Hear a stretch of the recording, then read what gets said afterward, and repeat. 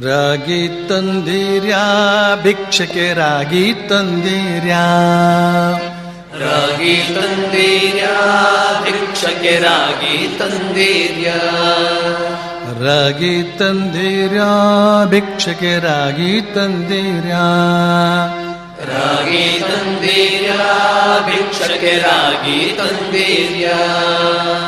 ಯೋಗ್ಯರಾಗಿ ಭೋಗ್ಯರಾಗಿ ಭಾಗ್ಯವಂತರಾಗಿ ನೀವು ರಾಗಿ ತಂದಿರ್ಯಾ ಭಿಕ್ಷಕ್ಕೆ ರಾಗಿ ತಂದಿರ್ಯಾ, ರಾಗಿ ತಂದಿರ್ಯಾ ಭಿಕ್ಷಕ್ಕೆ ರಾಗಿ ತಂದಿರ್ಯಾ.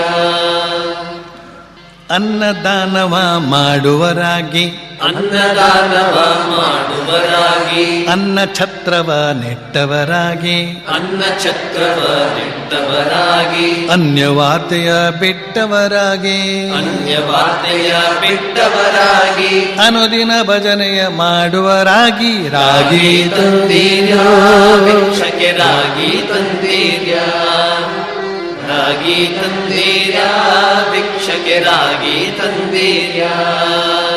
ಮಾತಾ ಪಿತರನ್ನು ಸೇವಿಪರಾಗಿ, ಮಾತಾ ಪಿತರನ್ನು ಸೇವಿಪರಾಗಿ, ಪಾಪ ಕಾರ್ಯವ ಬಿಟ್ಟವರಾಗಿ, ಪಾಪ ಕಾರ್ಯವ ಬಿಟ್ಟವರಾಗಿ, ರೀತಿಯ ಬಾಳನು ಬಾಳುವರಾಗಿ, ರೀತಿಯ ಬಾಳನ್ನು ಬಾಳುವರಾಗಿ, ನೀತಿ ಮಾರ್ಗದಲ್ಲಿ ಖ್ಯಾತರಾಗಿ ರಾಗಿ ತಂದಿರ್ಯಾ ಭಿಕ್ಷಕ್ಕೆ ರಾಗಿ ತಂದಿರ್ಯಾ, ರಾಗಿ ತಂದಿರ್ಯಾ ಭಿಕ್ಷಕ್ಕೆ ರಾಗಿ ತಂದಿರ್ಯಾ.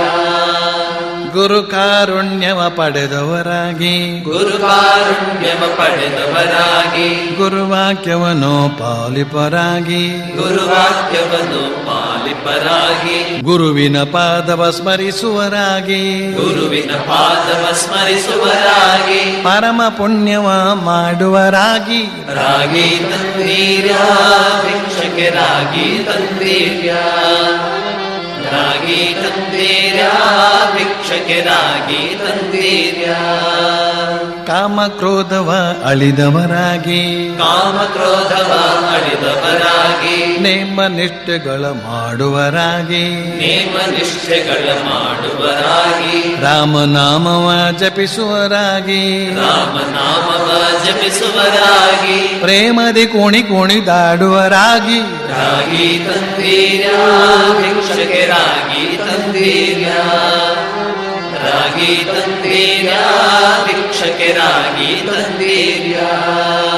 ಹರಿಯನು ಅನುದಿನ ನೆನೆಯುವರಾಗಿ, ಹರಿಯನು ಅನುದಿನ ನೆನೆಯುವರಾಗಿ, ಗುರುತಿಗೆ ಬಾಹೋರಂತವರಾಗಿ, ಗುರುತಿಗೆ ಬಾಹೋರಂಥವರಾಗಿ, ಕರೆ ಕರೆ ಭವವನ್ನು ನೀಗುವರಾಗಿ, ಕರೆ ಕರೆ ಭವವನ್ನು ನೀಗುವರಾಗಿ, ಪುರದರ ವಿಠಲನ ಸೇವಿಪರಾಗಿ ರಾಗಿ ತಂದಿರ್ಯಾ ಭಿಕ್ಷಕ್ಕೆ ರಾಗಿ ತಂದಿರ್ಯಾ, ರಾಗಿ ತಂದಿರ್ಯಾ ಭಿಕ್ಷಕ್ಕೆ ರಾಗಿ ತಂದಿರ್ಯಾ.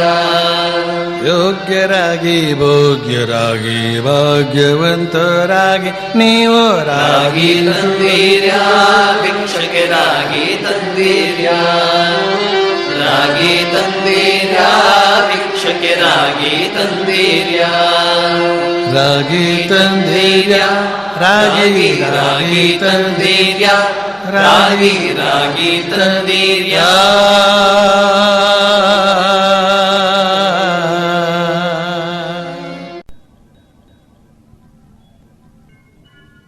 ಅನ್ಯವಾರ್ತೆಯ ಬಿಟ್ಟವರಾಗಿ ಎಲ್ಲ ಅರ್ಥ ಆಗುತ್ತೆ. ಕೊನೆ ಚರಣದಲ್ಲಿ ಹರಿಯನು ಅನುದಿನ ನೆನೆಯುವರಾಗಿ ಅದು ಅರ್ಥ ಆಗುತ್ತೆ. ಗುರುತಿಗೆ ಬಾಹೋರಂಥವರಾಗಿ ಇದರ ಅರ್ಥ ಏನು ಅಂತ್ಯಾರೂ ಕೂಡ ಅಂದ್ರೆ ಎಷ್ಟೋ ಸತಿ ಇಲ್ಲಿ ಹೇಳ್ಕೊಟ್ಟಾಗಿದೆ, ಇದು ಹೇಳ್ಕೊಟ್ಟಾಗಿದೆ, ಗೊತ್ತಿಲ್ವಾ? ನಿಮ್ಮ ಬಾಯಿಗೆ ಬರುತ್ತೆ ಗೊತ್ತಾನೆ. ಆದರೂ ಕೂಡ ಗುರುತಿಗೆ ಬಾಹೋರಂಥವರಾಗಿ, ಬಾಹೋರು ಅಂದ್ರೆ ಏನಪ್ಪಾ ಅದು? ಬಾಹೋರು ಬರುವವರು ಅಂತ ಅರ್ಥ. ಗುರುತಿಗೆ ಬರುವಂಥವರಾಗಿ ಅಂತ, ಗುರುತಿಗೆ ಬರುವಂಥವರಾಗಿ, ಗುರುತಿಗೆ ಬರುವವರಂತಾಗಿ ಗುರುತಿಗೆ ಬರುವುದು, ಗುರುತಿಗೆ ಬರುವುದು, ಗುರುತು ಗುರುತು ಗುರುತು ಗುರುತು ರೆಕಗ್ನೈಸ್ ಮಾಡೋಕ್ ಸಾಧ್ಯ ಆಗುತ್ತಾ ಅಂತ ಹೇಳಿದ್ರೆ ನಿಮ್ಗೆ ಅರ್ಥ ಆಗುತ್ತೆ. ತುಪ್ಪ ಅಂದ್ರೆ ಏನಂತ ಗೊತ್ತಾ? ಏನದು ಅಂತೆಲ್ಲರೂ ಕೇಳ್ತಾರೆ. ಘೃತ. ಈಗ ಅರ್ಥ ಆಯ್ತು. ತುಪ್ಪಕ್ಕೆ ಘೃತ ಅಂತ ಶಬ್ದ ಹೇಳಿದ್ರೆ ಅರ್ಥ ಆಗುತ್ತೆ ನೋಡಿ. ಹಾಗೇನೇನೆ ಗುರುತಿಗೆ ಬಾವೋರಂಥವರಾಗಿ ಅಂತಂದ್ರೆ ನಮ್ಮನ್ನ ಇತರರು ರೆಕಗ್ನೈಸ್ ಮಾಡೋ ಹಾಗಿರಬೇಕು ಅಂತ. ಈಗ ನೀವು ಪೇಟೆಗೆ ಹೋದ್ರೆ ನಿಮ್ಮನ್ನು ಯಾರು ರೆಕಗ್ನೈಸ್ ಮಾಡ್ತಾರೆ? ಯಾರು ನಿಮಗೆ ಪರಿಚಯ ಇದೆಯೋ ಅವರು ಮಾತ್ರ ನಿಮ್ಮನ್ನ ರೆಕಗ್ನೈಸ್ ಮಾಡ್ತಾರೆ. ಮಿಕ್ಕವರು ಅವ್ರನ್ನ ನೀವು ರೆಕಗ್ನೈಸ್ ಮಾಡಲ್ಲ, ನಿಮ್ಮನ್ನ ಅವರು ರೆಕಗ್ನೈಸ್ ಮಾಡಲ್ಲ. ಅವನ ಆ ಕಡೆ ನೋಡ್ಕೊಂಡು ಹೋಗ್ತಿರ್ತಾನೆ, ಇವನು ಈ ಕಡೆ ನೋಡ್ಕೊಂಡು ಹೋಗ್ತಿರ್ತಾನೆ. ಅವರಿಬ್ಬರು ಆ ಕಡೆ ಈ ಕಡೆ ನೋಡ್ಕೊಂಡು ಹೋಗ್ತಾ ಇರೋ ಹೊತ್ತಿಗೆ ಅವನು ಆ ಕಡೆ ನೋಡ್ಕೊಂಡು ಹೋಗ್ತಾ ಇರ್ತಾನೆ, ಇವನು ಈ ಕಡೆ ನೋಡ್ಕೊಂಡು ಹೋಗ್ತಾ ಇರ್ತಾನೆ. ಎದುರುಗಡೆಯಿಂದ ಅವನು ಬರ್ತಾ ಇದ್ದಾನೆ, ಎದುರುಗಡೆಯಿಂದ ಇವನು ಹೋಗ್ತಾ ಇದ್ದಾನೆ. ಅವನು ಆ ಕಡೆ ನೋಡ್ತಾ ಇದ್ದಾನೆ, ಇವನು ಈ ಕಡೆ ನೋಡ್ತಾ ಇದ್ದಾನೆ. ಡಬಾರಂತೆ ಇಬ್ಬರಿಗೂ ಡಿಕ್ಕಿ ಹೊಡೀತು. ಯಾರು ನೀವು ಕೇಳ್ತಾನೆ? ನಾವು ವಡ್ಗಾವನವರು. ಈಗ ಗೊತ್ತಾಯ್ತು, ಸ್ವಲ್ಪ ಪರಿಚಯ ಆಯ್ತು. ಆ ಡಿಕ್ಕಿ ಕೊಟ್ಟ ಮೇಲೆ ಯಾರ್ರೀ ನೀವು? ಕಣ್ಣಿಲ್ವಾ ನಿಮ್ಗೆ? ನೀವೆಲ್ಲಿ ನೋಡ್ತಾ ಇದ್ರಿ? ಅದು ಸರಿ, ನಮ್ಗಂತೂ ಕಣ್ಣಿಲ್ಲ, ನೀವೇನು ನೋಡ್ತಾ ಇದ್ದೀರಿ? ಅದ್ ಕಡೆ ಒಬ್ರಿಗಾದ್ರೂ ಕಣ್ಣಿದ್ದಿದ್ರೆ ಡಿಕ್ಕಿ ಆಗ್ತಿರ್ಲಿಲ್ಲ ಅಲ್ಲಿ. ಒಬ್ರು ಆ ಕಡೆ, ಇಬ್ರು ಈ ಕಡೆ, ಹೀಗೆ ನಾವೆಲ್ಲ ಡಿಕ್ಕಿ ಹೊಡ್ಕೋತಾ ಇರ್ತೀವಿ. ಹಾಗೆ ನಾವು ಪರಿಚಯ ಆಗೋದು. ಅಂದಾಗ ಯಾರು ನೀವು ಅಂತ ಆಗ ಕೇಳ್ತಾರ. ಈ ಬಗೆಯ ಪರಿಚಯ ಒಂದು. ಯಾವ ಬಗೆಯ ಪರಿಚಯ? ಇಂಥ ಊರ್ನವರು ಅಂತ. ವಿದ್ಯಾವಂತರೋ ಅವಿದ್ಯಾವಂತರೋ ಅಂತ ಪರಿಚಯ. ಓದಿದ್ರು ಕೂಡ ಎಷ್ಟರ ಮಟ್ಟಿಗೆ ಓದಿದ್ದಾರೆ ಅಂತ, ಅವ್ರು ಮಾತಾಡಿದ್ದು ನಮಗೇನಾದ್ರು ಅರ್ಥ ಆಗೋ ರೀತಿಯಲ್ಲಿ ಇರುತ್ತಾ ಅಂತ, ನಾವು ಮಾತಾಡಿದ್ದು ಅವರಿಗೇನಾದ್ರೂ ಅರ್ಥ ಆಗೋ ರೀತಿಯಲ್ಲಿ ಇರುತ್ತಾ ಅಂತ ನೋಡ್ಕೋಬೇಕು. ಆಗ ನಮ್ಮಿಬ್ಬರ ತಿಳುವಳಿಕೆ ಅಂತ ಹೇಳ್ತಕ್ಕಂಥದ್ದು ಸಾಕಷ್ಟು ಪ್ರಬುದ್ಧವಾಗಿದೆ ಅಂತ ಅರ್ಥ. ಪರವಾಗಿಲ್ಲ, ನಾವಿಬ್ರು ಪರಸ್ಪರ ಉನ್ನತವಾದ ವಿಚಾರಗಳನ್ನು ಮಾತಾಡಿಕೊಂಡಿರಬಹುದು ಅಂತ ಪರಸ್ಪರ ಪರಿಚಯ ಆಗ್ತದೆ, ಗುರುತು ಆಗ್ತದೆ. ಗುರುತು ಅಂದ್ರೆ ಪರಿಚಯ. ಈ ಹಾಡಿನಲ್ಲಿ ಆ ಬಗೆಯ ಪರಿಚಯ ಅಲ್ಲ. ನೀನು ಭಗವಂತನ ಭಕ್ತನೋ, ನೀನು ಯಾವ ದೇವರಿಗೆ ಸೇರಿದವನು? ನೀನು ಶಿವನ ಭಕ್ತನೋ, ವಿಷ್ಣುವಿನ ಭಕ್ತನೋ, ಕಾಳಿಯ ಭಕ್ತನೋ, ಯಾವ ದೇವರ ಭಕ್ತ ಅಂತ ನೀನು ಗುರುತಿಗೆ ಬರ್ತೀಯ? ನಿನ್ನನ್ನು ನೋಡಿದ ತಕ್ಷಣ ನೀನು ಇಂಥ ದೇವರ ಭಕ್ತನೇ ಇರಬೇಕು. ಶ್ರೀರಾಮಕೃಷ್ಣ ಹೇಳ್ತಾ ಇದ್ರು, ಯಾರು ಗುಂಡಿಗಿರ್ತಾರೋ ಅವರೆಲ್ಲ ವಿಷ್ಣು ಭಕ್ತರು ಅಂತ, ಯಾರು ಕಡ್ಡಿ ಪೈಲ್ವಾನ್ ಹತ್ರ ಈಗೀಗಿರ್ತಾರೋ ಅವರು ಶಿವನ ಭಕ್ತರು ಅಂತ. ಅದು ಹೇಗೆ ಹೇಳ್ತಾರೋ ನಮ್ಗೆ ಅರ್ಥ ಆಗೋದಿಲ್ಲ. ಇನ್ನು ಕಾಳಿ ಭಕ್ತರು ಯಾವ ತರ ಇರ್ತಾರೋ ದೇವರಿಗೆ ಗೊತ್ತ, ಅದೇನು ಹೇಳಲಿಲ್ಲ. ಆದ್ರೆ ಒಂದು ವಿಚಾರ ನಿಮಗೆ ಹೇಳ್ತೇನೆ ನಾನು, ಕೇಳಿ ನೋಡಿ. ಹೀಗೆ 3 ನಾಮ ಹಾಕ್ತಾರೆ ನೋಡಿ, ಹೀಗೆ ಅಡ್ಡಡ್ಡಕ್ಕೆ ವಿಭೂತಿ ಪಟ್ಟೆ, ಗುರುತಿಗೆ ಬರೋದಕ್ಕಾಗಿ. ಇವನು ಶಿವನ ಭಕ್ತ ಅಂತ ಗೊತ್ತಾದ್ರೆ ನಾನು ಶಿವನ ಭಕ್ತ, ಇವನು ಶಿವನ ಭಕ್ತ, ನಾವಿಬ್ರು ಸ್ನೇಹಿತರು. ಹೀಗೆ ಉದ್ದಕ್ಕೆ ಓರ್ಧೋ ಪುಂಡ್ರ ಅಂತ ಹೇಳ್ತಾರೆ ಅದಕ್ಕೆ. ವಿಷ್ಣು ಭಕ್ತರು, ಮೇಲ್ಮುಖದ ನಾಮ. ಅವನು ವಿಷ್ಣು ಭಕ್ತ, ನಾನು ವಿಷ್ಣು ಭಕ್ತ. ನಾವಿಬ್ರು ಸ್ನೇಹಿತರು, ಬನ್ನಿ ಮಾತಾಡೋಣ. ಇನ್ನು 3 ನಾಮ ಹಾಕುವವರು ಇರ್ತಾರೆ. ಅವರು ಶ್ರೀ ವೈಷ್ಣವರು ಅಂತ, ರಾಮಾನುಜಾಚಾರ್ಯರ ಭಕ್ತರು. ನಾವೆಲ್ಲ ಈಗ ಮೇಲೆ ರಾಮಾನುಜಾಚಾರ್ಯ, ಬನ್ನಿ ಬನ್ನಿ ಬನ್ನಿ. ನಾಮ ನೋಡಿದ ತಕ್ಷಣ ಕರೀತಾರೆ. ನಾಮ ಅದು ಹಾಕೊಳ್ಳೋದು ಯಾಕೆ? ಅವನಿಗೆ ಗೊತ್ತಾಗ್ಲಿ, ಇದು ಗೊತ್ತಾಗ್ಲಿ, ಎಲ್ರಿಗೂ ಗೊತ್ತಾಗ್ಲಿ ಅಂತ. ಇದು ಔಪಚಾರಿಕವಾದಂತಹ ಬಾಹ್ಯವಾದಂತಹ ಗುರುತು. ಆದ್ರೆ ಇಲ್ಲಿ ಪುರಂದರದಾಸರು ಏನ್ ಹೇಳ್ತಾ ಇದ್ದಾರೆ? ಒಬ್ಬ ಭಗವತ್ ಭಕ್ತನನ್ನು ನೋಡಿದ ತಕ್ಷಣವೇ ಏನೋ ಒಂದು ಬಗೆಯ ಸಾತ್ವಿಕತೆ, ಏನೋ ಒಂದು ಬಗೆಯ ದಿವ್ಯ ಪ್ರೇಮ, ಏನೋ ಒಂದು ಬಗೆಯ ಸಭ್ಯತೆ, ಇದೆಲ್ಲ ಅವನ ವ್ಯಕ್ತಿತ್ವದಲ್ಲಿ ಪಡಿಮೂಡಿ ಬರಬೇಕು. ಆ ರೀತಿಯ ಒಂದು ಗುರುತು ಸಿಗುವಂತೆ ನಿಮ್ಮ ವ್ಯಕ್ತಿತ್ವ ಇದೆಯಾ? ಎಷ್ಟು ಚೆನ್ನಾಗಿದೆ ನೋಡಿ, ಭವಿಷ್ಯ ನೋಡ್ಬೇಕಾದ ವಿಚಾರ. ಒಮ್ಮೆ ಒಬ್ರು ಹೇಳಿದ್ರು, ಸ್ವಾಮೀಜಿ ನಮ್ಮಲ್ಲಿ ಒಂದು ಸರ್ವಧರ್ಮ ಸಮ್ಮೇಳನ ಮಾಡ್ತಾ ಇದ್ದೇವೆ, ದಯವಿಟ್ಟು ಬರಬೇಕು. ನಾನು ಹೇಳಿದೆ, ನಾನು ಉಪನ್ಯಾಸ ಕೊಡೋದೆಲ್ಲ ನಿಲ್ಲಿಸ್ಬಿಟ್ಟಿದ್ದೀನಪ್ಪ, ಬರೋದಿಲ್ಲ. ಇಲ್ಲ ಸ್ವಾಮೀಜಿ, ಅವ್ರ ಧರ್ಮವನ್ನು ಇವ್ರ ಧರ್ಮವನ್ನು ಅವರು ತಿಳ್ಕೊಂಡ್ರೆ ತಪ್ಪು ತಿಳುವಳಿಕೆ ಹೋಗ್ತದೆ ಅಂತ. ನಾನು ಹೇಳಿದೆ, ಅವರವ್ರ ಧರ್ಮನೇ ಅವರವ್ರು ತಿಳ್ಕೊಳ್ಳಿಲ್ಲ, ಇತರರ ಧರ್ಮವನ್ನು ಯಾರು ತಿಳ್ಕೊಳ್ಳಿಕ್ಕೆ ಹೋಗ್ತಾರೆ ಅಂತ ಹೇಳಿದೆ ನಾನು. ಆಮೇಲೆ ಅವರಿಗೆ ಹೇಳಿದೆ, ನೋಡಿ, ನಿಮ್ಮನ್ನು ನೋಡಿದಾಗ ನನಗೆ ನಿಮ್ಮ ಧರ್ಮವೇ ಕಾಣಬೇಕು, ನನ್ನನ್ನು ಕಂಡಾಗ ನಿಮಗೆ ನನ್ನ ಧರ್ಮ ಕಾಣಬೇಕು. ನನ್ನ ವ್ಯಕ್ತಿತ್ವದಲ್ಲಿಯೇ ನನ್ನ ಧರ್ಮ ಕಾಣಬೇಕು ನಿಮಗೆ. ನಿಮ್ಮ ವ್ಯಕ್ತಿತ್ವದಲ್ಲಿಯೇ ನಿಮ್ಮ ಧರ್ಮ ಕಾಣಬೇಕು ನನಗೆ. ಆಗ ಆ ಧರ್ಮ ಗ್ರಂಥವನ್ನು ಅಧ್ಯಯನ ಮಾಡಬೇಕಾದ ಅವಶ್ಯಕತೆಯೇ ಇಲ್ಲ. ಧರ್ಮ ಏನು ಹೇಳ್ತದೋ ಅದು ನಮ್ಮ ವ್ಯಕ್ತಿತ್ವದಲ್ಲಿ ಮೂಡಿ ಬರ್ತದೆ. ಆ ರೀತಿಯಲ್ಲಿ ನಾವು ಗುರುತಿಗೆ ಬರಬೇಕು. ನಾವು ನಿಜವಾದ ಧರ್ಮ ಅವಲಂಬಿಗಳು, ಧರ್ಮಾನುಷ್ಠಾನಿಗಳು ಅಂತ ಹೇಳ್ತಕ್ಕಂಥದ್ದು ಈ ರೀತಿಯಲ್ಲಿ ಗುರುತಿಗೆ ಸಿಗುವಂತೆ ಇರಬೇಕು. ಇವನು ಬಹಳ ಒಳ್ಳೆ ಹುಡುಗ ಅಂತ ಮೊದಲ ಭೇಟಿಗೆ ಹೇಳಬೇಕಾಗಬಹುದು.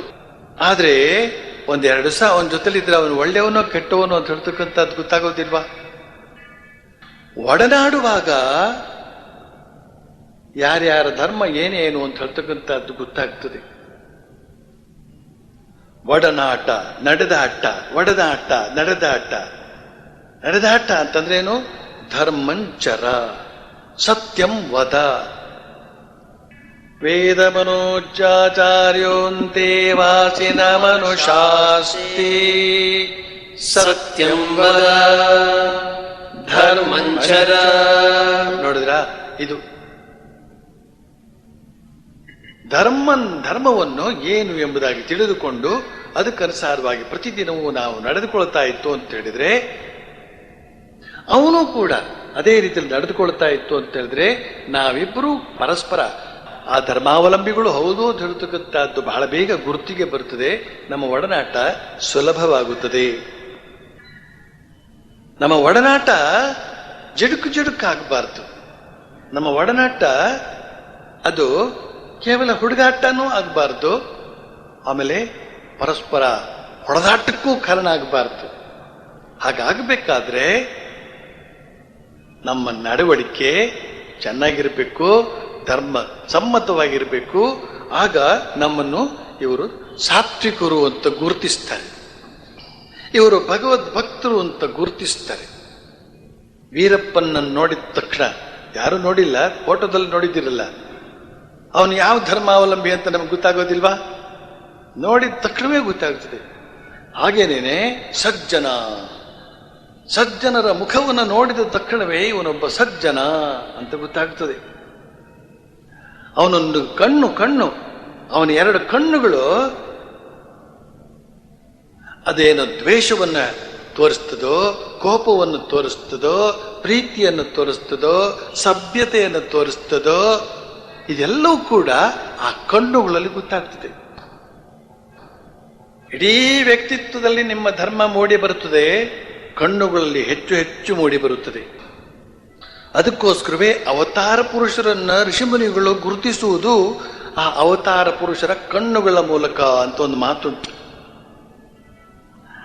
ಅವತಾರ ಅವನು ಯಾವುದನ್ನೇ ತಾಳಿರಲಿ, ಕಣ್ಣುಗಳು ಮಾತ್ರ ವ್ಯತ್ಯಾಸ ಆಗುವುದಿಲ್ಲ. ದೇವರ ಕಣ್ಣು ಹೇಗಿರಬೇಕು ಹಾಗೆ ಇರುತ್ತಂತೆ.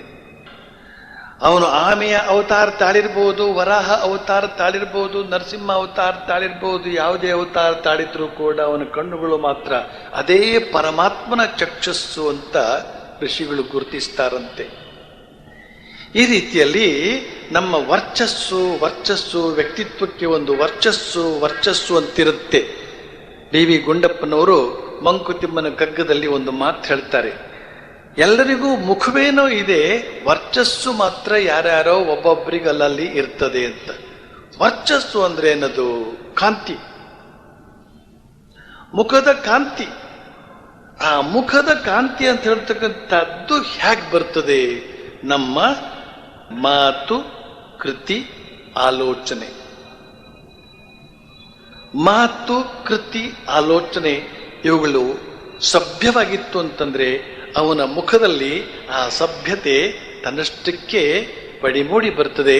ಅವನು ಗುರುತಿಗೆ ಸಿಗ್ತಾನೆ, ಇವನೊಬ್ಬ ಸಭ್ಯ, ಇವನೊಬ್ಬ ದೇವರ ಭಕ್ತ, ಇವನೊಬ್ಬ ಆಸ್ತಿಕ ಅಂತ. ಇಂತಹ ಒಂದು ಅರ್ಥವನ್ನು ಇಟ್ಟು ಇಲ್ಲಿ ಹೇಳ್ತಾ ಇದ್ದಾರೆ, ಗುರುತಿಗೆ ಪಾಪೋರಂಥವರಾಗಿ ಬನ್ನಿ ಅಂತ. ಈ ರೀತಿಯಲ್ಲಿ ಸದ್ಗುಣಗಳನ್ನು ಪರಿಪಾಲಿಸುವಂತಹ ಒಂದು ಕೆಲಸ ನಮಗಿದೆ, ಕರ್ತವ್ಯ ಅದು. ಸದ್ಗುಣಗಳನ್ನು ನಮ್ಮ ವ್ಯಕ್ತಿತ್ವದಲ್ಲಿ ಬೆಳೆಸಿಕೊಳ್ಳುವುದು, ಸತ್ಯ, ಪ್ರೀತಿ, ದಯೆ, ಸೌಜನ್ಯ, ಸೌಹಾರ್ದ, ಔದಾರ್ಯ, ಇಂತಹ ಹಲವಾರು ಸದ್ಗುಣಗಳಿವೆ. ಸದ್ಗುಣಗಳು, ಆ ಸದ್ಗುಣಗಳನ್ನು ಒಂದೊಂದಾಗಿ ಅಭ್ಯಾಸ ಮಾಡುತ್ತಾ ನಾವು ಸಜ್ಜನರಾಗ್ತೇವೆ, ಪರಮಾತ್ಮನಿಗೆ ಪ್ರಿಯರಾಗ್ತೇವೆ. ಪರಮಾತ್ಮ ನಮ್ಮನ್ನ ಸೆಲೆಕ್ಟ್ ಮಾಡ್ಕೊಳ್ತಾನೆ, ಇವನು ನನ್ನವನು ಅಂತ ಹೇಳ್ತಾನೆ. ಪರಮಾತ್ಮ ಹೇಳಬೇಕು ಇವನು ನನ್ನವನು ಅಂತ. ನಾಮ ಹಾಕೊಳ್ತಕ್ಕಂಥ ಉದ್ದೇಶವೂ ಅದೇ, ಪರಮಾತ್ಮನಿಗೂ ನಮ್ಮ ಗುರುತು ಸಿಗಲಿ ಅಂತ. ಆದರೆ ಪರಮಾತ್ಮ ಆ ರೀತಿಯಲ್ಲಿ ಗುರುತು ಮಾಡಿಕೊಳ್ತಕ್ಕಂಥವನ್ನಲ್ಲ. ಪರಮಾತ್ಮ ಗುರುತು ಮಾಡಿಕೊಳ್ಳೋದು ಹೇಗೆ? ನಿಜವಾದ ಪ್ರೀತಿ, ನಿಜವಾದ ಪ್ರೇಮ, ನಿಜವಾದ ಔದಾರ್ಯ, ನಿಜವಾದ ಸೌಶೀಲ್ಯ, ನಿಜವಾದ ಸಜ್ಜನಿಕೆ, ಇಂತಹ ಸದ್ಗುಣಗಳು ಅವನಲ್ಲಿ ವ್ಯಕ್ತವಾಗಿತ್ತು ಅಂತ ಹೇಳಿದ್ರೆ ಪರಮಾತ್ಮ ನಮ್ಮನ್ನು ಪ್ರೀತಿಸುತ್ತಾನೆ ಮತ್ತು ನಾವು ಪರಮಾತ್ಮನ ಪ್ರೀತಿಗೆ ಪಾತ್ರರಾಗುತ್ತೇವೆ. ಅದ್ವೇಷ್ಟ ಸರ್ವಭೂತಾನ ಮೈತ್ರ ಕರುಣೆ ಏವಚ್ಚ ಅಂತ ಹೇಳ್ತಕ್ಕಂಥ ಒಂದು ಲಿಸ್ಟ್ ಇದೆ. ಲಿಸ್ಟ್, ಸದ್ಗುಣಗಳ ಲಿಸ್ಟ್ ಇದೆ, ಸದ್ಗುಣಗಳ ಲಿಸ್ಟ್. ಅದು ಭಗವದ್ಗೀತೆಯಲ್ಲಿ ಭಕ್ತಿಯೋಗದಲ್ಲಿ ಬರ್ತದೆ. ಭಕ್ತಿಯೋಗದಲ್ಲಿ ಅದ್ವೇಷ್ಟ ಹೇಳಿ,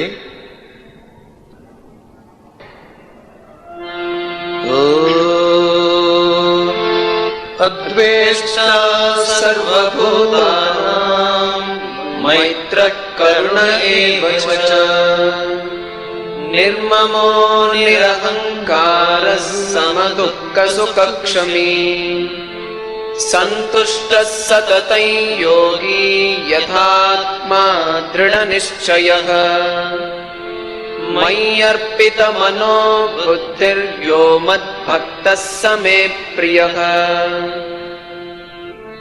ಯಸ್ಮಾನ್ನೋ ದ್ವಿಜತೆ ಲೋಕೋ ಲೋಕಾನ್ನೋ ದ್ವಿಜತೆ ಚ ಯಃ ಹರ್ಷಾಮರ್ಷಭಯೋದ್ವೇಗೈರ್ಮುಕ್ತೋ ಯಃ ಸ ಚ ಮೇ ಪ್ರಿಯಃ ಅನಪೇಕ್ಷ ಶುಚಿರ್ದಕ್ಷ ಉದಾಸೀನೋ ಗತವ್ಯತಃ ಸರ್ವಾರಂಭ ಪರಿತ್ಯಾಗಿ ಯೋ ಮದ್ಭಕ್ತಃ ಸ ಮೇ ಪ್ರಿಯಃ ಯೋ ನ ಹೃಷ್ಯತಿ ನ ದ್ವೇಷ್ಟಿ ನ ಶೋಚತಿ ನ ಕಾಂಕ್ಷತಿ ಶುಭಾಶುಭ ಪರಿತ್ಯಾಗಿ ಭಕ್ತಿಮಾನ್ ಯಃ ಸ ಮೇ ಪ್ರಿಯಃ ಸಮಶತ್ರೌ ಚ ಮಿತ್ರೇ ಚ ತಥಾ ಮಾನಾಪಮಾನಯೋಃ ಶೀತೋಷ್ಣ ಸುಖ ದುಃಖೇಷು ಸಮಃ ಸಂಗ ವಿವರ್ಜಿತಃ ತುಲ್ಯ ನಿಂದಾ ಸ್ತುತಿರ್ಮೌನಿ ಸಂತುಷ್ಟೋ ಯೇನ ಕೇನಚಿತ್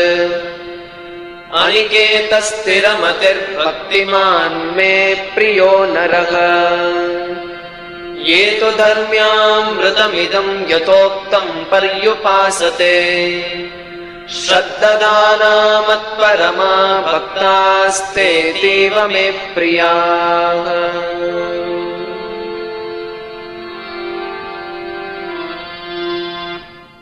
ಇದರೊಳಗೆ ನಿಮ್ಗೆ ಯಾವುದು ಅರ್ಥವಾಗಿಲ್ದಿರಬಹುದು, ಆದರೆ ಒಂದು ಶಬ್ದ ಮಾತ್ರ ನಿಮ್ಮ ಕಿವಿ ಮೇಲೆ ಬೀಳ್ತಾ ಇರ್ಬೋದು. ಗಮನಿಸಿ, ಅವನು ನನಗೆ ಪ್ರಿಯ,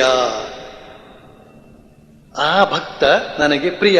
ಪ್ರಿಯ ಪ್ರಿಯ ಪ್ರಿಯ ಅನ್ನೋ ಮಾತನ್ನು ನೀವು ಕೇಳಿಸ್ಕೊಂಡ್ರೆ ನೆನಪಿದೆಯಾ? ಸ್ವಯಂ ಪರಮಾತ್ಮ ಹೇಳ್ತಾನೆ, ಇಂತಿಂತಹ ಗುಣ ಇರ್ತಕ್ಕಂಥವನು ನನಗೆ ಪ್ರಿಯ ಅಂತ. ಇದನ್ನು ನಾವು ಭೋಜನದ ವೇಳೆಯಲ್ಲಿ ಪ್ರತಿದಿನ ಹೇಳುವಂತಹ ಅಭ್ಯಾಸ ಇಟ್ಕೊಂಡಿದ್ದೇವೆ. ಈ ಭಾವನೆ ಅಂತ ಹೇಳ್ತಕ್ಕಂಥದ್ದು ನಮ್ಮ ವ್ಯಕ್ತಿತ್ವದಲ್ಲಿ ರೂಢ ಮೂಲವಾಗಬೇಕು ಅಂತ ಹೇಳತಕ್ಕಂಥ ಸದುದ್ದೇಶದಿಂದ ಅದನ್ನ ಭೋಜನದ ವೇಳೆಯಲ್ಲಿ, ಭೋಜನಕ್ಕೆ ಮೊದಲು ಅದನ್ನು ಉಚ್ಚರಿಸುವಂತಹ ಒಂದು ವ್ಯವಸ್ಥೆಯನ್ನು ಮಾಡಿಕೊಂಡಿದ್ದೇವೆ. ಈ ಸದ್ಗುಣಗಳೆಲ್ಲವೂ ಕೂಡ ನಮ್ಮ ವ್ಯಕ್ತಿತ್ವದಲ್ಲಿ ಮೂಡಿ ಬಂದಾಗ ನಾವು ಭಗವಂತನಿಗೆ ಪ್ರಿಯರಾಗುತ್ತೇವೆ. ಭಗವಂತನನ್ನು ನಾವು ಸಾಕ್ಷಾತ್ಕಾರ ಮಾಡಿಕೊಳ್ಳೋದಕ್ಕೆ ಅಲ್ಲಿಗೆ ಇಲ್ಲಿಗೆ ಹೋಗುವುದಲ್ಲ, ಕೂತ್ಕೊಂಡು ಎಷ್ಟು ಧ್ಯಾನ ಮಾಡಿದ್ರು ಕೂಡ ಭಗವಂತನ ಸಾಕ್ಷಾತ್ಕಾರ ಆಗದೆ ಹೋಗಬಹುದು. ಆದರೆ ಈ ಸದ್ಗುಣಗಳನ್ನು ನಾವು ಪರಿಪಾಲಿಸ್ತಾ ಇತ್ತು ಅಂತ ಹೇಳಿದ್ರೆ ಪರಮಾತ್ಮನೇ ಬಂದು ನಮ್ಮನ್ನು ಆರಿಸಿಕೊಳ್ಳುತ್ತಾನೆ, ಬಾ ನೀನು ನನ್ನವನು ಅಂತ. ದಯವಿಟ್ಟು ಯೋಚನೆ ಮಾಡಿ. ಆದರೆ ಈ ಅದ್ವೇಷ್ಟ ಸರ್ವಭೂತಾನ ಮೈತ್ರ ಕರುಣ ಏವಚ ಅಂತ ಹೇಳ್ತಕ್ಕಂಥ ಶ್ಲೋಕಗಳನ್ನು ಏನು ನಾವು ಈಗ ಉಚ್ಚರಿಸಿದೆವೋ ಅವುಗಳನ್ನು ನೀವು ಮನೆಯಲ್ಲಿ ಹೋಗಿ ಅದರ ಅರ್ಥವನ್ನು ನೋಡಿಕೊಳ್ಳಬೇಕಾಗ್ತದೆ.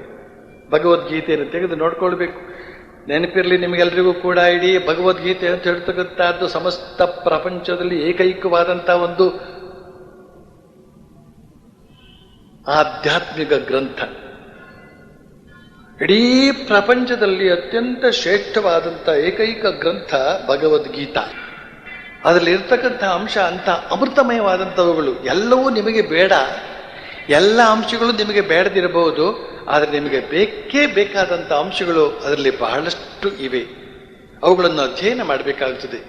ಅಂಥವುಗಳನ್ನು ಅಧ್ಯಯನ ಮಾಡ್ತಾ ಮಾಡ್ತಾ ಮಾಡ್ತಾ ನಮ್ಮ ಬುದ್ಧಿಯಲ್ಲಿ ಯಾವುದು ಜಾಗೃತವಾಗುತ್ತದೆ? ದೈವಿ ಗುಣಗಳು ಜಾಗೃತವಾಗಿಬಿಡುತ್ತವೆ, ದೈವಿ ಭಾವ ಜಾಗೃತವಾಗುತ್ತದೆ. ನಮ್ಮ ವ್ಯಕ್ತಿತ್ವದಲ್ಲಿ ದೈವಿ ಭಾವ ಅಂತ ಹೇಳ್ತಕ್ಕಂಥದ್ದು ಜಾಗೃತವಾಗಬೇಕಾದದ್ದು ಬಹಳ ಮುಖ್ಯ. ದೇವರ ದೇವಸ್ಥಾನದಲ್ಲಿದ್ದರೆ ನಮಗೆ ಹೆಚ್ಚು ಪ್ರಯೋಜನವಿಲ್ಲ. ದೇವರು ನಮ್ಮ ಹೃದಯದಲ್ಲಿಯೇ ಇರಬೇಕು, ಅಲ್ಲಿ ಅವನು ಜಾಗೃತನಾಗಬೇಕು. ನಮ್ಮೊಂದಿಗೆ ಮಾತನಾಡಿದಾಗ ನಿಮಗೆ ಅನಿಸಬೇಕು, ನಾನು ದೇವರೊಂದಿಗೆ ಮಾತನಾಡ್ತಾ ಇದ್ದೇನೆ ಅಂತ ನಿಮಗೆ ಅನಿಸಬೇಕು. ನಿಮ್ಮೊಂದಿಗೆ ನಾನು ಮಾತನಾಡಿದಾಗ ನನಗೆ ಅನಿಸಬೇಕು, ನಾನು ಯಾವುದೋ ದೇವರ ಹತ್ರವೇ ಮಾತಾಡ್ತಾ ಇದ್ದೇನೆ ಅಂತ ನನಗೆ ಅನಿಸಬೇಕು. ಆ ರೀತಿಯಲ್ಲಿ ನಮ್ಮ ವ್ಯವಹಾರ ಇರೋದಕ್ಕೆ ಸಾಧ್ಯವಾಯಿತು ಅಂತ ಹೇಳಿದ್ರೆ ದೇವರು ದೇವಸ್ಥಾನದಲ್ಲೇ ಇರೋದಿಲ್ಲ, ಅವನು ನಮ್ಮ ಹೃನ್ ಮಂದಿರದಲ್ಲಿ ಇದ್ದಾನೆ ಅಂತ ಅರ್ಥ.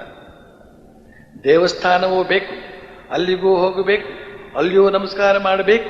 ಆದರೆ ಆ ದೇವರನ್ನು ಮಾತ್ರ ಅಲ್ಲೇ ಬಿಡಬಾರ್ದು. ಏನು ಮಾಡಬೇಕು? ನಮ್ಮ ಹೃದಯದಲ್ಲಿ ತಂದ್ಕೊಂಡು ಬಿಡಬೇಕು. ದೇವತಾ ಶಕ್ತಿ ಎಲ್ಲ ದೇವರು ಒಬ್ಬನೇ, ಒಂದೇ ಒಂದು ಚೈತನ್ಯ, ಬೇರೆ ಬೇರೆ ರೂಪವನ್ನು ತಾಳಿದೆ, ಬೇರೆ ಬೇರೆ ನಾಮವನ್ನು ಧರಿಸಿದೆ ಅಷ್ಟೇನೆ. ಈ ಬಗ್ಗೆ ಯಾವುದೇ ಬಗೆಯ ಸಂಶಯವೇ ಬೇಡ. ಈ ಚೈತನ್ಯವನ್ನ ನಮ್ಮ ಹೃದಯದಲ್ಲಿ ಜಾಗೃತಗೊಳಿಸಿಕೊಳ್ಳಬೇಕು. ಕೆಳಗಡೆ ಒಂದು ಪುಸ್ತಕ ಇದೆ, ಚೈತನ್ಯ ಚಿಲುಮೆ, ಚೈತನ್ಯ ಚಿಲುಮೆ ಅಂತ ಒಂದು ಪುಸ್ತಕ ಇದೆ. ಆ ಚೈತನ್ಯವನ್ನು ಯಾವ ರೀತಿಯಲ್ಲಿ ಜಾಗೃತಗೊಳಿಸಿಕೊಳ್ಳಬೇಕು ಅಂತ ಹೇಳುವ ಸಲಹೆ ಸೂಚನೆಗಳನ್ನ ಸ್ವಾಮಿ ವಿವೇಕಾನಂದರು ಪರಮಾದ್ಭುತವಾದ ರೀತಿಯಲ್ಲಿ ಕೊಟ್ಟಿದ್ದಾರೆ. ನಮ್ಮ ಒಳಗಡೆ ಇರ್ತಕ್ಕಂಥ ದೇವರನ್ನ ನಾವು ಜಾಗೃತಗೊಳಿಸಿಕೊಳ್ಳದೆ ಹೋಯ್ತು ಅಂತ ಹೇಳಿದ್ರೆ ಎಷ್ಟು ದೇವಸ್ಥಾನಗಳಿಗೆ ಹೋದರೂ ಕೂಡ ಏನು ಆಗೋದಿಲ್ಲ. ಇವತ್ತಿನ ದೇಶದ ಸ್ಥಿತಿ, ಜನದ ಸ್ಥಿತಿ, ಸಮಾಜದ ಸ್ಥಿತಿ, ಜನಮನದ ಸ್ಥಿತಿ ಇವುಗಳನ್ನೆಲ್ಲ ನೋಡಿದ್ರೆ ನಮ್ಮಲ್ಲಿ ದೇವಸ್ಥಾನಗಳದ್ದು ಕಡಿಮೆ ಇದೆ ಅಂತ ನಿಮಗೆ ಅನಿಸ್ತದ? ದೇವಸ್ಥಾನಗಳು ಇದ್ದು ಕೂಡ ಯಾತಕ್ಕೆ ಹೀಗಾಗ್ತಾ ಇದೆ ಅಂತ ನಮಗೆ ಅನಿಸೋದಿಲ್ವಾ? ಯಾತಕ್ಕಾಗ ಅನಿಸ್ತದೆ? ಯಾತಕ್ಕೋಸ್ಕರ ಆಗ ಅನಿಸ್ತದೆ? ದೇವರು ಕೇವಲ ಕಲ್ಲಿನ ವಿಗ್ರಹ ಅಂತ ಹೇಳ್ತಕ್ಕಂಥ ಭಾವನೆ ನಮ್ಮ ಹೃದಯದಲ್ಲಿ ರೂಢ ಮೂಲವಾಗಿದೆ. ನಾನು ಬೆಂಗಳೂರಿನಲ್ಲಿದ್ದಾಗ ಒಬ್ಬ ಯುವಕ ಓಡಿ ಬಂದ, ರಾಜಾಜಿನಗರದವನವನು.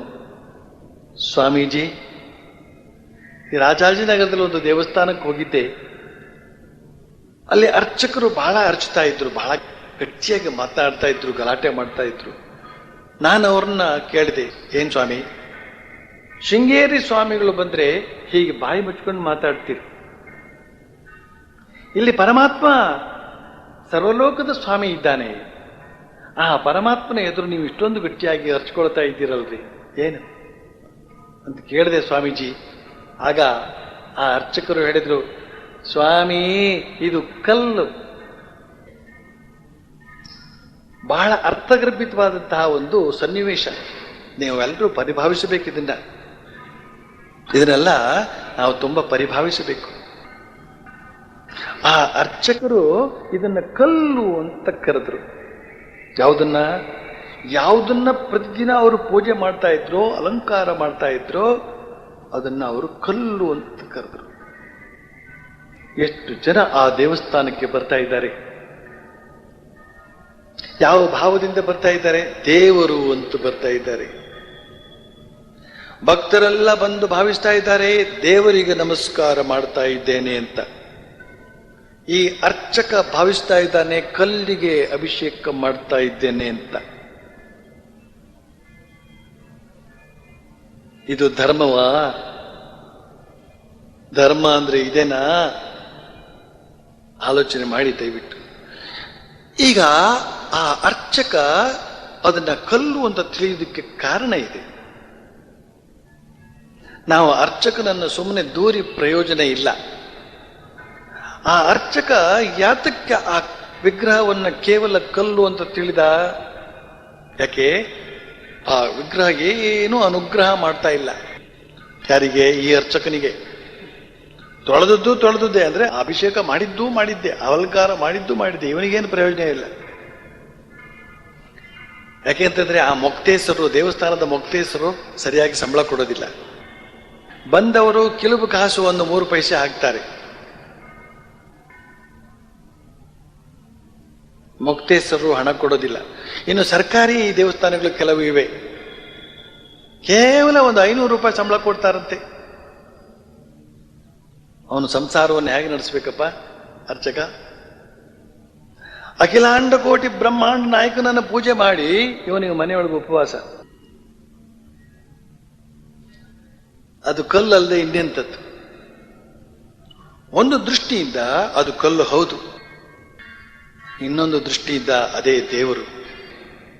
ಭಾವದೃಷ್ಟಿ ಬೇಕು.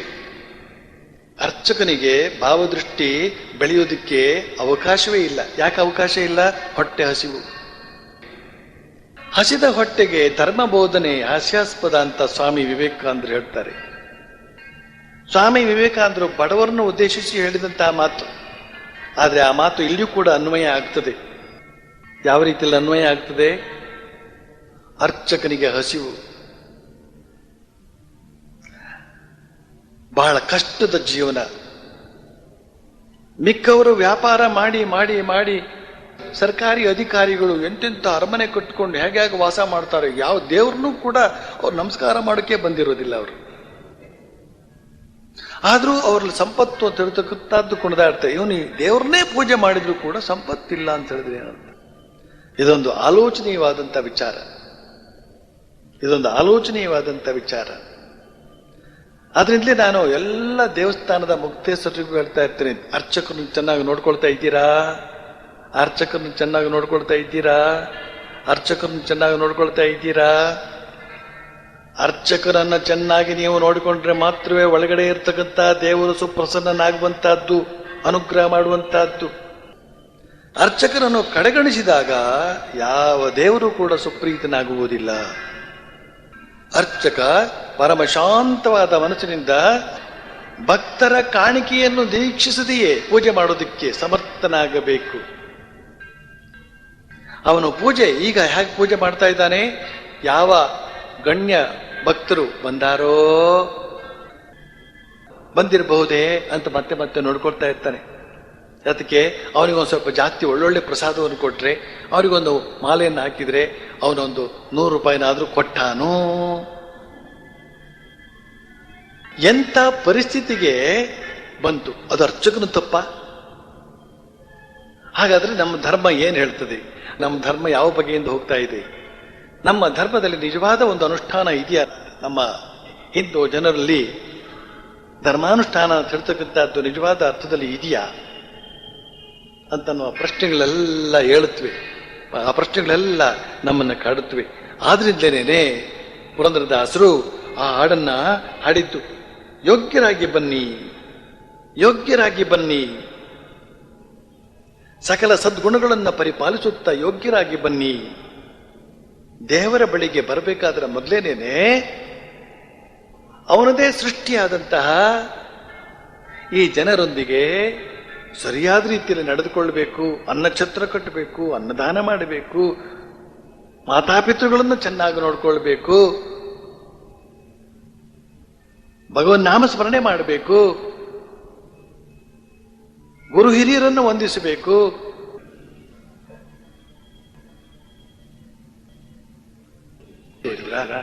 ಒಂದು ಹಾಡನ್ನು ಹಾಡಿದ್ರೆ 1 ಗಂಟೆಯ ಉಪನ್ಯಾಸ ಆಗೋಯ್ತು. ಎಲ್ಲ ಅದರೊಳಗಡೆ ಇದೆ. ರಾಗವಾಗ ಉಪನ್ಯಾಸ ಇದೆ. ಒಂದೊಂದು ಹಾಡು ಕೂಡ ಎಷ್ಟು ಅದ್ಭುತವಾದ ರೀತಿಯಲ್ಲಿ ನಮ್ಮ ಬುದ್ಧಿಗೆ ಆಹಾರವನ್ನು ಒದಗಿಸಿಕೊಡಬಹುದು. ಇನ್ನೊಂದು ಹೇಳಿ. ಮನಃಶುದ್ಧಿ ಇಲ್ಲದವಗೆ ಮಂತ್ರದ ಫಲವೇನೋ. ಮನಃಶುದ್ಧಿ ಇಲ್ಲದವಗೆ ಮಂತ್ರದ ಫಲವೇನು. ಮನಃಶುದ್ಧಿ ಇಲ್ಲದವಗೆ ಮಂತ್ರದ ಫಲವೇನೋ. ಮನಃಶುದ್ಧಿ ಇಲ್ಲದವಗೆ ಮಂತ್ರದ ಫಲವೇನು. ತನು ಶುದ್ಧಿ ಇಲ್ಲದವಗೆ ತೀರ್ಥದ ಫಲವೇನೋ. ತನು ಶುದ್ಧಿ ಇಲ್ಲದವಗೆ ತೀರ್ಥದ ಫಲವೇನು. ಮನಃಶುದ್ಧಿ ಇಲ್ಲದವಗೆ ಮಂತ್ರದ ಫಲವೇನೋ. ಮನಃಶುದ್ಧಿ ಇಲ್ಲದವಗೆ ಮಂತ್ರದ ಫಲವೇನು. ಮಿಂದಲ್ಲಿ ಫಲವೇನು ಮೀನು ಮೊಸಳೆಯಂತೆ. ಮಿಂದಲ್ಲಿ ಫಲವೇನು ಮೀನು ಮೊಸಳೆಯಂತೆ. ನಿಂದಲ್ಲಿ ಫಲವೇನು ಶ್ರೀಶೈಲ ಕಾಗೆಯಂತೆ. ನಿಂದಲ್ಲಿ ಫಲವೇನು ಶ್ರೀಶೈಲ ಕಾಗೆಯಂತೆ. ಹೊರಗೆ ಮಿಂದು ಒಳಗೆ ಮೀಯದವರ ಕಂಡು. ಹೊರಗೆ ಮಿಂದು ಒಳಗೆ ಮೀಯದವರ ಕಂಡು. ಬೆರಗಾಗಿ ನಗುತ್ತಿದ್ದ ಪುರಂದರ ವಿಠಲ. ಬೆರಗಾಗಿ ನಗುತ್ತಿದ್ದ ಪುರಂದರ ವಿಠಲ. ಮನಃಶುದ್ಧಿ ಇಲ್ಲದವಗೆ ಮಂತ್ರದ ಫಲವೇನು. ಮನಃಶುದ್ಧಿ ಇಲ್ಲದವಗೆ ಮಂತ್ರದ ಫಲವೇನು. ಮನಃಶುದ್ಧಿ ಇಲ್ಲದವಗೆ ಮಂತ್ರದ ಫಲವೇನು. ಮನಃಶುದ್ಧಿ ಇಲ್ಲದವಗೆ ಮಂತ್ರದ ಫಲವೇನು. ಮನಸ್ಸು ಮಾತು ಕೃತಿ. ಮನಸ್ಸು ಮಾತು ಕೃತಿ ಇವುಗಳ ಮೂಲಕ ನಡೆಯುವಂತಹ ಕಾರ್ಯ ನಮ್ಮ ಮೇಲೆ ಸತ್ಪರಿಣಾಮವನ್ನು ದುಷ್ಪರಿಣಾಮವನ್ನು ಉಂಟು ಮಾಡುತ್ತವೆ. ಕಾರ್ಯ ಸತ್ಕಾರ್ಯವಾಗಿದ್ದರೆ ಸತ್ಪರಿಣಾಮ, ದುಷ್ಕಾರ್ಯವಾಗಿದ್ದರೆ ದುಷ್ಪರಿಣಾಮ ಕಚ್ಚಿಟ್ಟದ್ದು. ಮಾಡಿದ್ದನ್ನೋ ಮಾರಾಯ, ನಾವೇ ಮಾಡಿದ್ದನ್ನು ನಾವು ಊಟ ಮಾಡೋದು. ಆದ್ರಿಂದ ಮಾಡುವಾಗ ಎಚ್ಚರವಾಗಿರಬೇಕು. ಬಾಯಿಯಿಂದ ಒಳ್ಳೆ ಮಾತು ಬರಬೇಕಾದ್ರೆ ಮನಸ್ಸು ಸರಿಯಾಗಿರಬೇಕು. ಕೃತಿಯಿಂದ ಕೈ ಕಾಲುಗಳಿಂದ ಒಳ್ಳೆಯ ಕಾರ್ಯ ಆಗಬೇಕಾಗಿದ್ರೆ ಆಲೋಚನಾ ವಿಧಾನ ಚೊಕ್ಕಟವಾಗಿರಬೇಕು. ಮನಸ್ಸೇ ಎಲ್ಲಕ್ಕೂ ಮೂಲ ಅಂತ ನಾನು ತರ್ತಾ ಇದ್ದೇನೆ. ಆದ್ರಿಂದ ನಾವು ಆಲೋಚನೆ ಮಾಡತಕ್ಕಂಥ ಧಾಟಿಯನ್ನ ಸುಧಾರಿಸಿಕೊಳ್ಬೇಕು. ಒಳ್ಳೆಯ ಆಲೋಚನೆಯನ್ನೇ ಮಾಡ್ತೇನೆ. ಹೇ ಪರಮಾತ್ಮ, ಒಳ್ಳೆಯ ಆಲೋಚನೆಯೇ ನನ್ನ ಒಳಗಡೆಯಿಂದ ಹೇಳುವಂತೆ ಮಾಡು. ನನ್ನ ಅಂತರ್ಯಾಮಿ ಆಗಿರ್ತಕ್ಕಂಥ ಹೇ ಪರಮಾತ್ಮ, ನನ್ನ ಒಳಗಡೆಯೇ ನೀನಿದೆಯಲ್ಲ, ನನ್ನಿಂದ ಒಳ್ಳೆ ಆಲೋಚನೆಗಳೇ ಬರುವಂತೆ ಮಾಡು. ಆ ಒಳ್ಳೆ ಆಲೋಚನೆಗಳ ಮೂಲಕ ಒಳ್ಳೆಯ ಕಾರ್ಯವನ್ನೇ ಮಾಡುವಂತೆ, ಒಳ್ಳೆಯ ಮಾತುಗಳನ್ನೇ ಆಡುವಂತೆ ನನ್ನನ್ನು ಪ್ರೇರೇಪಿಸು ಅಂತ ನಮ್ಮ ಒಳಗಡೆ ಇರುವಂತ ಅಂತರ್ಯಾಮಿಯನ್ನ ಕೇಳ್ಕೊಳ್ತಾ ಇರಬೇಕು. ಅಂತರ್ಯಾಮಿಯನ್ನು ಕೇಳ್ಕೊಳ್ಳೋದಕ್ಕೆ ನೀವು ಕಾಶಿಗೂ ಹೋಗ್ಬೇಕಾಗಿಲ್ಲ, ಕನ್ಯಾಕುಮಾರಿಗೂ ಹೋಗ್ಬೇಕಾಗಿಲ್ಲ. ಕೂತಲ್ಲಿ ಮನಸ್ಸನ್ನು ಒಳಗಡೆ ತಿರುಗಿಸಿ ಅಲ್ಲೇ ಕೇಳ್ಕೊಂಡ್ರಾಯ್ತು. ಅವನು ಯಾವಾಗ ಸದಾಲೋಚನೆಯನ್ನ ಕೊಟ್ಟು ತನ್ನ ಮೂಲಕ ಉತ್ತಮವಾದ ಮಾತುಗಳನ್ನ ಆಡಿಸ್ತಾನೋ, ಉತ್ತಮವಾದ ಕಾರ್ಯವನ್ನ ಮಾಡಿಸ್ತಾನೋ, ಮುಂದೆ ನಿಮ್ಮ ಜೀವನ ಉತ್ತಮೋತ್ತಮವಾಗ್ತಾ ಇರ್ತದೆ. ಸ್ವಾಮೀಜಿ ಆಶೀರ್ವಾದ ಮಾಡಿ ಅಂತ ಕೇಳ್ತಿರ್ತಾರೆ. ನಾನು ಅವರಿಗೆಲ್ಲ ಹೇಳೋದು, ಆಶೀರ್ವಾದ ನಾವು ಮಾಡೋದಕ್ಕಿಂತ ಹೆಚ್ಚಿಗೆ ನೀವು ಪಡೆಯುವುದು ಬಹಳ ಮುಖ್ಯ. ದೇವರು ಸದಾ ಗಾಳಿ ಬೀಸುವ ರೀತಿಯಲ್ಲಿ ಆಶೀರ್ವಾದ ಮಾಡ್ತಾ ಇದ್ದಾನೆ. ನೀವು ಕಿಟಕಿ ಬಾಗಿಲು ಹಾಕ್ಕೊಂಡಿದ್ರೆ ಗಾಳಿ ಒಳಗೆ ಬರುತ್ತಾ? ಹಾಗೆ ನಮ್ಮ ಮನಸ್ಸು ಅಂತ ಹೇಳ್ತಕ್ಕಂಥದ್ದು ಸಂಕುಚಿತಗೊಂಡಿತ್ತು ಅಂತ ಹೇಳಿದ್ರೆ, ನಮ್ಮ ಪರಮಾತ್ಮ ನಮಗೆ ಕೃಪೆ ಮಾಡ್ತಾ ಇದ್ರು ಕೂಡ ಅದು ನಮಗೆ ತಲುಪುವುದಿಲ್ಲ. ನಾವೇ ಭಾವಿಸಬೇಕು. ಯಾವ ರೀತಿಯಲ್ಲಿ ಒಳ್ಳೆಯದನ್ನೇ ಆಲೋಚಿಸುತ್ತೇನೆ, ಒಳ್ಳೆಯದನ್ನೇ ಮಾತನಾಡುತ್ತೇನೆ, ಒಳ್ಳೆಯದನ್ನೇ ಮಾಡುತ್ತೇನೆ. ಹೇ ಪರಮಾತ್ಮ, ಖಂಡಿತವಾಗಿಯೂ ಈ ಸತ್ಸಂಕಲ್ಪ ಖಂಡಿತವಾಗಿಯೂ ಅಂತ ಹೇಳಿದ ತಕ್ಷಣ ನನಗೆ ನೆನಪಿಗೆ ಬಂತು, ನಮ್ಮ ಆಲೋಚನೆಯೇ ಸುಳ್ಳು, ನಮ್ಮ ಮಾತೇ ಸುಳ್ಳು, ನಮ್ಮ ಕೃತಿಯೇ ಸುಳ್ಳು. ಆಡುವುದೇ ಒಂದು, ಮಾಡುವುದೇ ಒಂದು ಅಂತ ಹೇಳಿದಾಗ ಪರಮಾತ್ಮ ಅಲ್ಲಿ ದೂರ ಆಗಿಬಿಡ್ತಾನೆ. ಪರಮಾತ್ಮನ ವೈಶಿಷ್ಟ್ಯ ಯಾವುದು ಅಂತ ಹೇಳಿದ್ರೆ ಸತ್ಯ, ಸತ್ ಚಿತ್ ಆನಂದ. ಪರಮಾತ್ಮ ಸತ್ಯ ಸ್ವರೂಪ. ಆದ್ರಿಂದ ಪರಮಾತ್ಮನಿಂದ ನಾವು ಏನನ್ನಾದರೂ ಪಡೆಯಬೇಕಾದ್ರೆ, ಆಶೀರ್ವಾದವನ್ನು ಪಡೆಯಬೇಕಾದ್ರೆ ಸತ್ಸಂಕಲ್ಪ ಮಾಡಿಕೊಳ್ಬೇಕಾದ್ದು ಬಹಳ ಮುಖ್ಯ. ನಾನೇನನ್ನು ಪ್ರಾರ್ಥನೆ ಮಾಡಿಕೊಳ್ತೇನೋ ಅದನ್ನು ಖಂಡಿತವಾಗಿಯೂ ನಾನು ಭಾವಿಸ್ತಾ ಇದ್ದೇನೆ. ನಾನು ದೇವರಿಗೆ ನಮಸ್ಕಾರ ಮಾಡ್ತಾ ಇದ್ದರೆ ಹತ್ಪೂರ್ವಕವಾಗಿ, ತ್ರಿಕರಣಪೂರ್ವಕವಾಗಿ ನಾನು ನಮಸ್ಕಾರ ಮಾಡ್ತಾ ಇದ್ದೇನೆ. ಅದಕ್ಕೆ ನೋಡಿ, ಸಾಷ್ಟಾಂಗ ಪ್ರಣಾಮ ಅಂತ ಹೆಸರು ನೀವು ಕೇಳಿರ್ಬೋದು.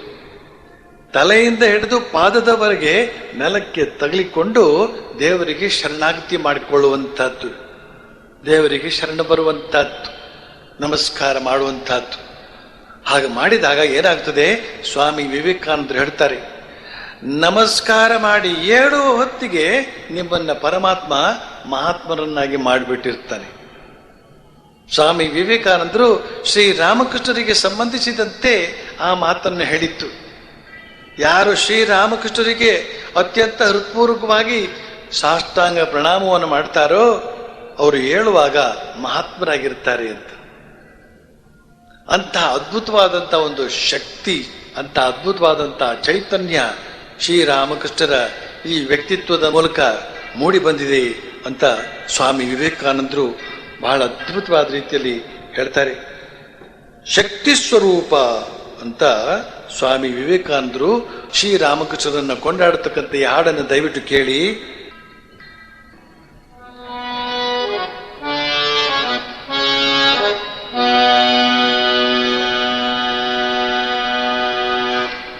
ಎಲ್ಲರೂ ಅನುಸರಿಸಬಹುದು, ಬಹಳ ಸುಲಭವಾಗಿದೆ.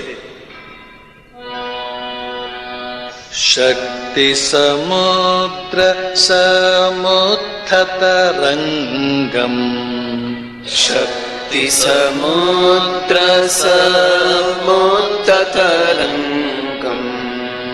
ಶಕ್ತಿ ಸಮುದ್ರ ಸಮುತ್ಥತರಂಗಂ, ಶಕ್ತಿ ಸಮುದ್ರ ಸಮುತ್ಥತರಂಗಂ, ದರ್ಶಿತ ಪ್ರೇಮ ವಿಜೃಂಭಿತರಂಗಂ, ದರ್ಶಿತ ಪ್ರೇಮ ವಿಜೃಂಭಿತರಂಗಂ, ಸಂಶಯ ರಾಕ್ಷಸ ನಾಶಮಾತ್ರಂ, ಸಂಶಯ ರಾಕ್ಷಸ ನಾಶಮಹಾಸ್ತ್ರಂ,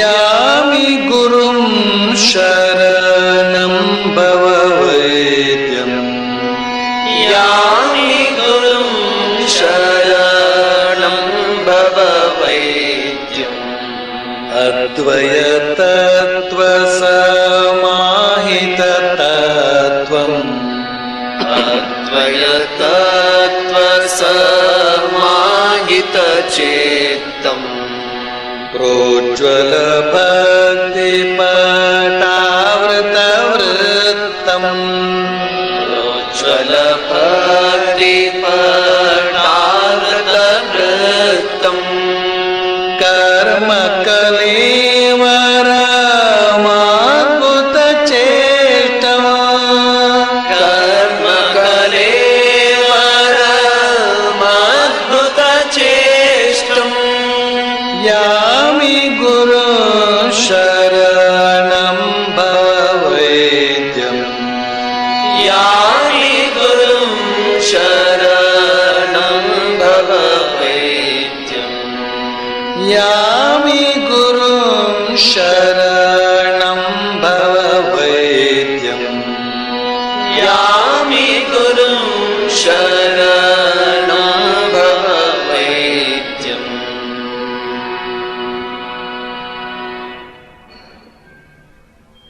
ಪ್ರೀತಿಯ ಬಂಧುಗಳೇ, ಇವತ್ತಿನ ಆಧ್ಯಾತ್ಮಿಕ ಶಿಬಿರದಲ್ಲಿ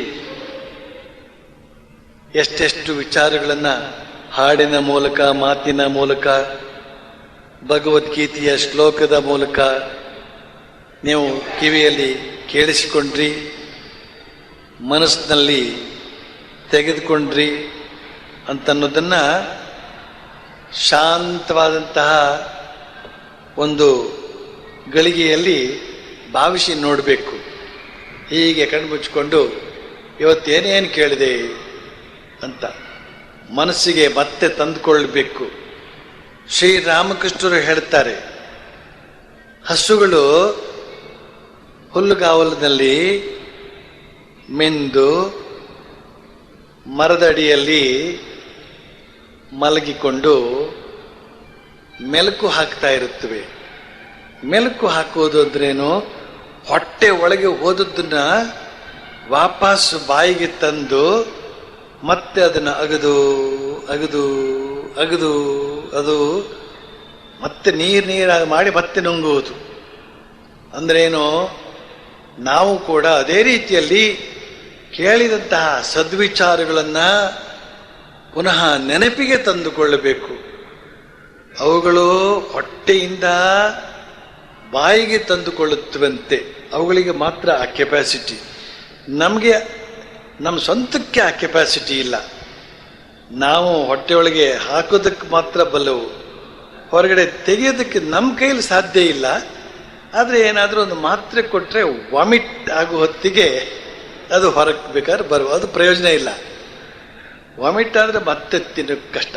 ಆದರೆ ಅದು ಹಾಗಲ್ಲ, ಬಾಯಿಗೆ ತಂದು ಬಾಯಲ್ಲೇ ಇಟ್ಕೊಳ್ತದೆ, ಅಲ್ಲೇ ಅಗಿತಾ ಇರ್ತದೆ. ಆದ್ದರಿಂದ ಅದು ರುಚಿ ಆಗ್ತದೆ. ಇರಲಿ. ಶ್ರೀರಾಮಕೃಷ್ಣರು ಈ ಉದಾಹರಣೆಯನ್ನು ಕೊಟ್ಟು, ಬಹಳ ಅದ್ಭುತವಾದ ಉದಾಹರಣೆ ಇದು.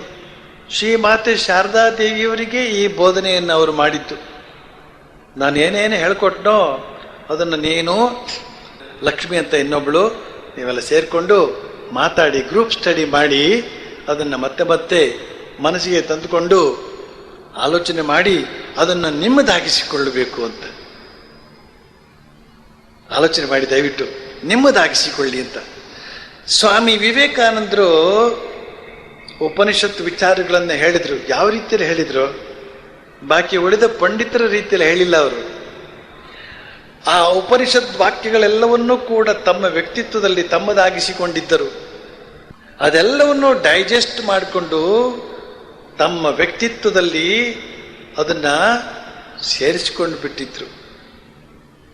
ಸ್ವಾಮಿ ವಿವೇಕಾನಂದರು ಉಪನಿಷತ್ತಿನ ಯಾವುದೇ ವಾಕ್ಯವನ್ನು ಹೇಳಿದ್ರು ಕೂಡ ಸ್ವಯಂ ಸ್ವಾಮಿ ವಿವೇಕಾನಂದರೇ ಋಷಿಗಳ ರೂಪದಲ್ಲಿ ಹೇಳಿದ್ರು ಅಂತಲೇ ಅರ್ಥವೇ ಹೊರತು ಯಾವುದೋ ಕೋಟ್ ಮಾಡಿದ್ದಾರೆ ಅಂತ ಅರ್ಥ ಅಲ್ಲ. ಹಾಗೆ ತಗೊಳ್ಬೇಕು. ಸ್ವಾಮಿ ವಿವೇಕಾನಂದರು ಆ ರೀತಿಯಲ್ಲಿ ಧ್ಯಾನ, ಶ್ರವಣ, ಮನನ, ನಿಧಿಧ್ಯಾಸನ, ಧ್ಯಾನದ ಮೂಲಕ ಅದನ್ನೆಲ್ಲ ತಮ್ಮದನ್ನಾಗಿಸಿಕೊಂಡಿದ್ರು. ಆ ರೀತಿಯಲ್ಲಿ ನಾವು ಈ ಒಂದು ಆಧ್ಯಾತ್ಮಿಕ ಶಿಬಿರದಲ್ಲಿ ಏನೇನು ಕೇಳ್ತೇವೋ ಅವುಗಳನ್ನು ನೆನಪಿಟ್ಟುಕೊಂಡು ನಿಮ್ಮದೇ ಆದಂಥ ರೀತಿಯಲ್ಲಿ ಅದನ್ನು ಜೀರ್ಣ ಮಾಡಿಕೊಳ್ಬೇಕು. ಎಮ್ಮೆಗಳಿಗೆ, ಕೋಣಗಳಿಗೆ ಅಲ್ಲಿ ಸ್ನಾನ ಮಾಡಿಸಿ ಮನೆಗೆ ಕರ್ಕೊಂಡು ಹೋಗೋಣ ಅಂತ ಕೊಳ್ಳದಲ್ಲಿ ಕೆರೆ ಕರ್ಕೊಂಡು ಹೋದ. ಅವು ನೀರೊಳಗೆ ಓಡಾಡ್ತಾ ಭಾಳ ಚೆನ್ನಾಗಿ ಆನಂದವಾಗಿದ್ವು.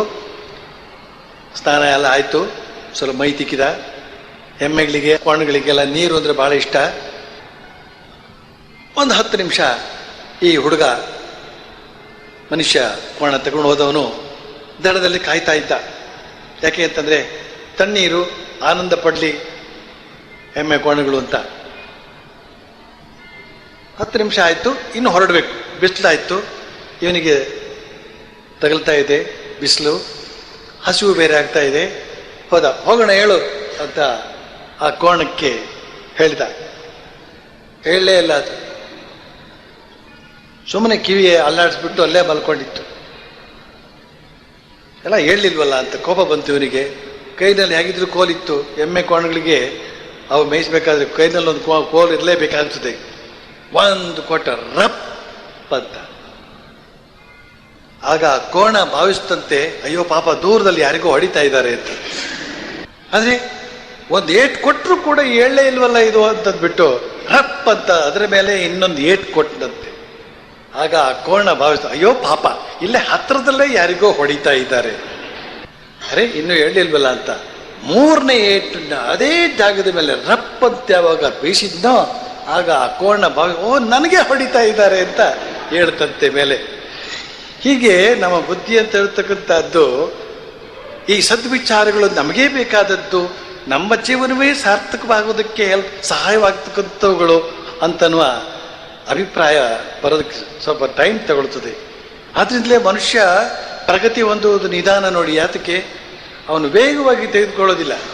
ಯಾವಾಗ ವೇಗವಾಗಿ ಆ ಸದ್ವಿಚಾರಗಳನ್ನು ತೆಗೆದುಕೊಂಡು ನಿಮ್ಮ ಜೀವನದಲ್ಲಿ ಅಳವಡಿಸ್ತಿರೋ ಅಷ್ಟೇ ವೇಗವಾಗಿ ಪ್ರಗತಿ ಅಂತ ಹೇಳ್ತಕ್ಕಂಥದ್ದು ಆಗ್ತದೆ, ಶ್ರೇಷ್ಠ ವ್ಯಕ್ತಿಗಳಾಗ್ತೇವೆ ಅಂತ ಹೇಳಿ ನನ್ನ ಮಾತನ್ನು ಮುಗಿಸ್ತೇನೆ. ಜಯ ರಾಮಕೃಷ್ಣ.